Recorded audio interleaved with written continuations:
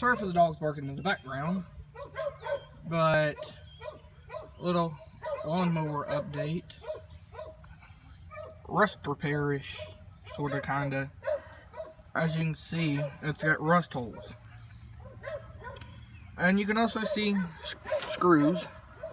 Those are self-tapping screws.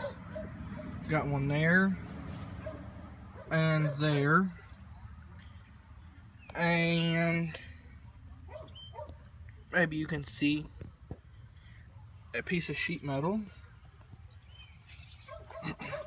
And what I did, I found a piece of sheet metal from a mobile home heater.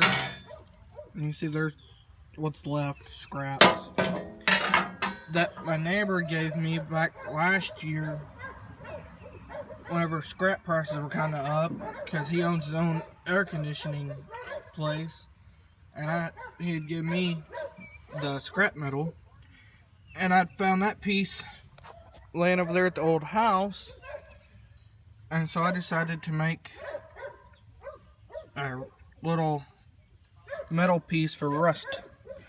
And let me get these self-tapping screws out, and I'll be back and show you what I done. Okay, now you can really tell there's rust holes. Alright, all I did was take self-tapping screw and just screwed it in until with one hand with the drilling, and the other hand holding this piece of sheet metal. You see that's how it come, and the other side was just bare and I painted it. Held one hand the metal, the other one with the screw, and screwed that through until that sank through, and it made a mark right here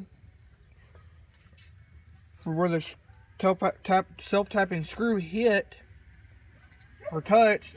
So I dropped it, put it on the ground, and drilled it through. And of course, with that self-tapping screw out from right there, took this, put it back under here, line the hole up, which I can't even do now. Anywho, just line the hole up and put the self-tapping screw back through. And I did that step there, there, and there. And so that just allowed to have a little, I guess, it's not really support, it just makes it, to me, look a little bit better. Actually, not really, because you can still see the rust. But to get that bend in there, because this piece was flat, all I did was put right here and held it and just pushed over it, and it put a crease in it, which you can probably see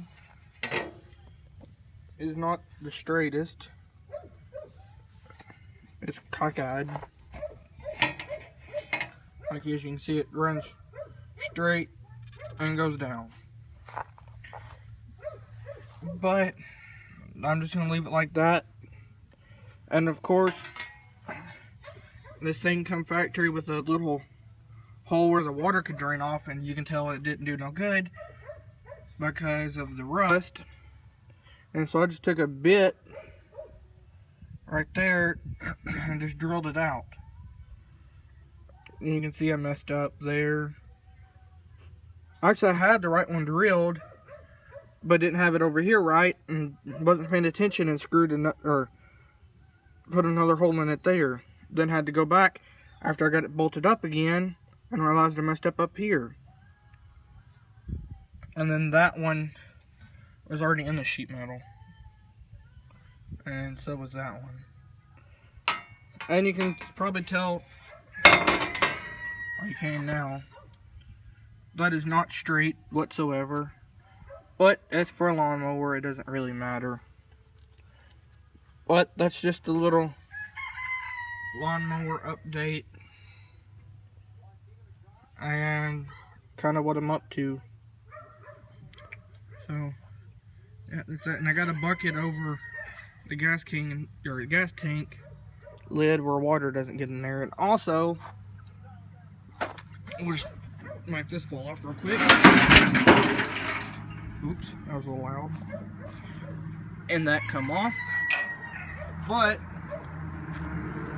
I replaced from the filter up to the intake, or that part, put new fuel line.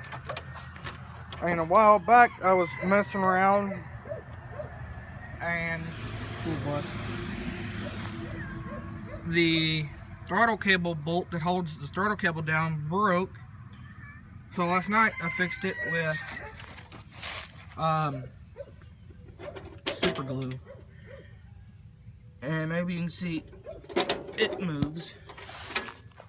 And you can see, no, that's not the up and down lever. That's a pull out. Because the original throttle cable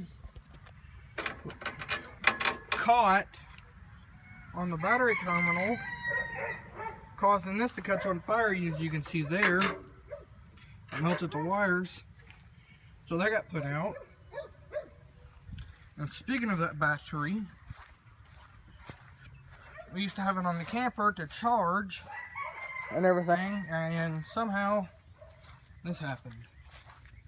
It blowed up, and I know it's the same battery because right there you can see where it's mold, or it's got burn spots in it, and that's from when the throttle cable caught on fire. So that's that. And thanks for watching, guys, with the little lawnmower rust repair update.